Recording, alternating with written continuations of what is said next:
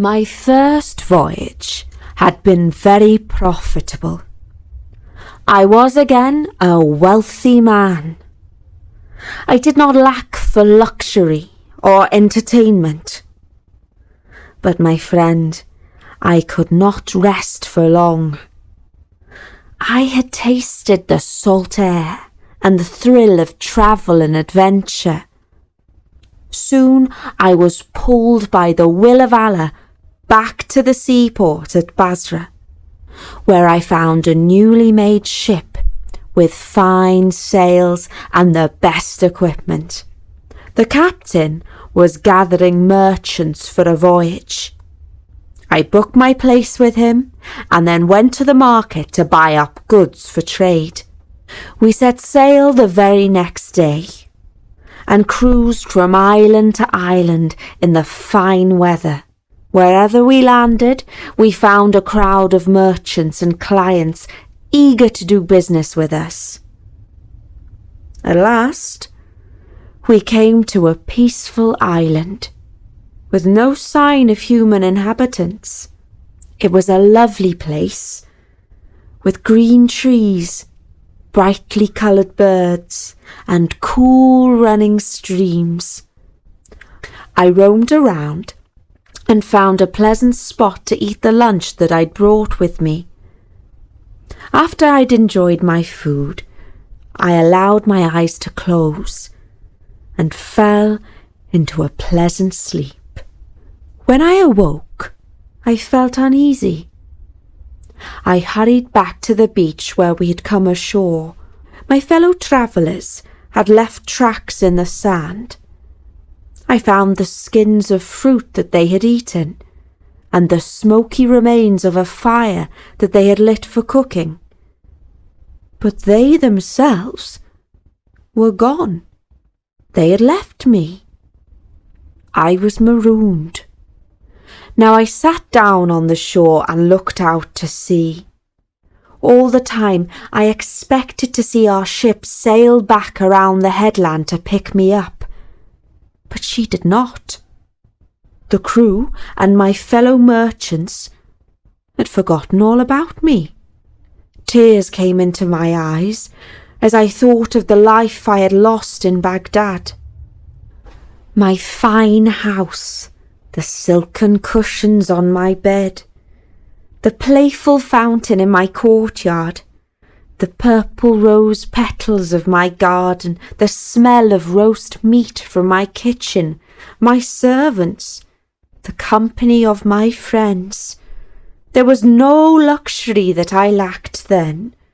Now I had exchanged all those comforts for a bed of leaves on a desert island. The tears stung my eyes. I felt that a jinn had climbed inside my head and was going to drive me crazy. I had to stop all this weeping and pull myself together. Perhaps I was not as alone as I thought. After all, I had not explored the whole island. I got up and walked back to the tall tree underneath which I had slept earlier. I grabbed hold of a branch and pulled myself up onto it. Then I climbed and climbed round and round the tree until I reached the top. From there, I surveyed the island. I could not see a plume of smoke or any sign of human life, but I did see some sort of strange building, a giant dome, smooth and white. This I had to examine more closely. I climbed down to the ground and walked in the direction of the dome. When I reached it, I strode all around and counted 50 paces. I ran my hands over its sides, hoping to find a secret door, but there was none that I could discover. It felt, if anything, like an eggshell.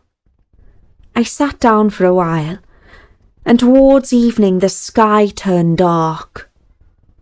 At first, I thought that perhaps a large storm cloud had blown overhead, but as I looked up, I realised that the cloud was in fact a giant bird.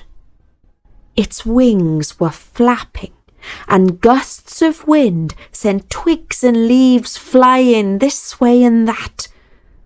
I ran to hide among the trees, and saw the feathered monster descend and land on the egg. While it settled there, I recalled travellers' tales of a bird, monstrous in size, called a roc. Yes, this is indeed such a creature, I thought. I was seized by a reckless impulse. I was so desperate to escape the deserted island that I was willing to try even the maddest of ideas. I crawled out of my hiding place and crept towards the brooding bird. When I reached it, I climbed up onto its giant claw and tied myself to its leg using the cloth from my turban. There, upon the bird's foot, I spent the most uncomfortable night of my life. When morning came, the bird awoke from its slumbers and began to stretch out its gigantic wings. Then it began to flap them, causing great gushes of wind. We arose high into the air. I could see the island below me and the sparkling blue sea. Off we flew, crossing the waves, until we reached a mountainous land. I could see pointed volcanoes with plumes of smoke coming out of them. Everywhere I looked were rocks and lava. Then I began to weep. Oh, that I had stayed on the island, for at least there were fruits to eat and spring water to drink in that place. I have exchanged one terrible place for a far worse one, but Allah in his wisdom must have willed it so, and it is the lot of man to submit to his fate. At least, I thought, my situation could not grow any more dreadful. But it did. We landed in a deep ravine. I untied myself from the bird's foot and dived behind a rock. From there, I took a look at where we had arrived. On either side of us were steep walls, far too high for any man to scale. And the bottom was home to death in the form of enormous serpents, each the size of a palm tree, who could have eaten an elephant in one gulp. Their monstrous heads, with razor-sharp fangs and darting forked tongues, made me shake with fear. But the ground beneath my feet held a very different wonder, one that under different circumstances would have filled me with joy. The rocks sparkled and glittered, for they were encrusted with enormous diamonds. Just one of those stones could make a man wealthy beyond his dreams. But that was back in civilization. What use were riches in this valley of death? I spent a day and a night hiding from the serpents. When darkness fell, I could see their red eyes glowing in the dark. The sight was too terrible for me, and I hid inside a cave where I piled up rocks to prevent anything slithering inside. A little later, I realised that at the other end of the cave, a giant serpent was brooding on her eggs. My flesh quaked and my hair stood on end, but I raised my eyes to heaven, gave myself up to fate, and spent all that night without sleep, sharing my refuge with a monster. At daybreak, I took down the rocks and staggered out like a drunken man, giddy with fear and hunger.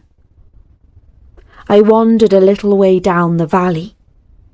As I walked, first one, and then another, huge piece of meat dropped down from the sky and landed on the rocks. Had a giant bird let them go? Then I recalled a traveller's tale of a dangerous mountain range that is full of riches. The story went that merchants would drop pieces of meat into a valley in the hope that diamonds would stick to them.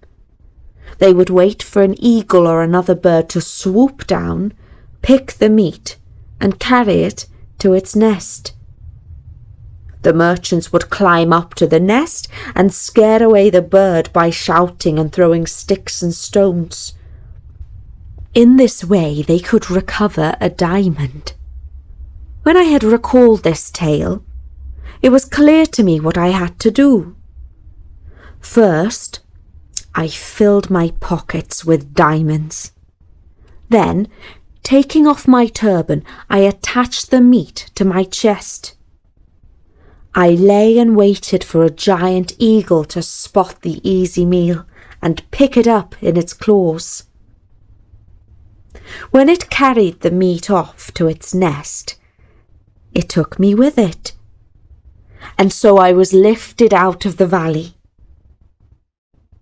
When we settled down in the nest, the eagle had little time to peck at its meal, for it was soon disturbed by loud shouting and sticks and stones landing in the nest.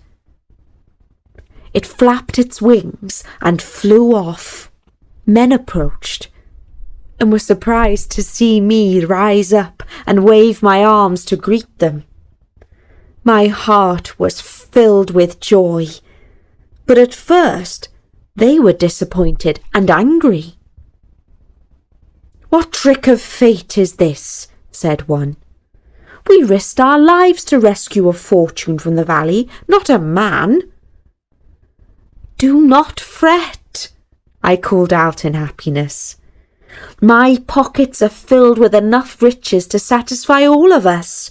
I will share them with the man who threw down the piece of meat." As we went off, I told the merchants of my adventures and all that had happened to me, and they were filled with marvel. It took us 2 days to walk down from the mountain range. At last, we arrived in a flat and pleasant land shaded by giant trees. The only danger was from giants with leathery skins and horns on their noses. These rhinoceroses can easily trample a man to death if they are disturbed. We managed to avoid them by staying downwind so that our scent did not carry to their nostrils. We safely reached the ship and sailed for Basra, where we sold our diamonds for a great fortune. Now I was twice as wealthy as before, and I swore that I would never walk up the gangplank of a ship again. Oh, my friend, if only I had kept my